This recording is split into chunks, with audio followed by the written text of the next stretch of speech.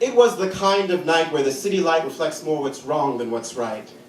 I was walking down a West Side street, strutting rather in my bootstrapped feet, feeling fierce and fearless like a chocolate-coated treat when I spied from the corner of my eye detection from a young male perfection walking towards me from the opposite direction. Tall and blonde, immaculate. He looked fond of Gossip Girl, the hills, the Hamptons, and the people of that sunlit pond. And he looked at me with such a potency that spoke that he really wanted to screw me.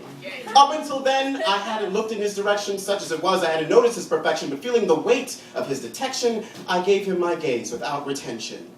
Immediately, he looked away, cast his eyes down without delay, when suddenly something rose inside me to say, "No one looks at the Queen!" Yes! The voice continued, "Avert your eyes. How dare you behold the glory of God made manifold?" This bit, I confess, I kept to myself. But where did this bold voice come from, and what did it mean?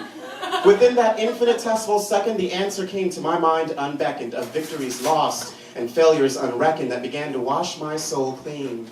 Of that day in gym class when I pissed my shorts in front of a crowd of boys on the basketball courts.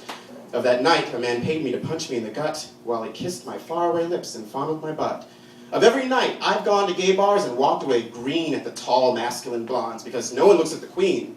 Of every spit and bottle and lighted cigarette that's been tossed at my head as if my life were some debt to be paid as penance for just wanting to be seen, for just being my higher self, for just being my queen, which made me think of all the queens who raised me from birth, who didn't back down, who radiated their worth. Storm, Phoenix, and Galadriel, who were very real to me when from their pages fell.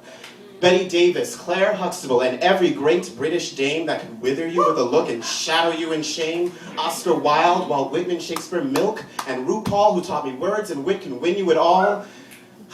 To the queens who didn't make it, whose lives were like lightning, Matthew Shepard, Eric James Borges, Jamie Rodemeyer, and Larry King. To the queens, to the street gangs in DC and the modern day mavericks, to the queens who robbed a Joanne Fabrics, to my mom, my sister, and my aunts and all the queens who came before, to my spiritual mentor, Albus Percival Wilfrid Bryan Dumbledore.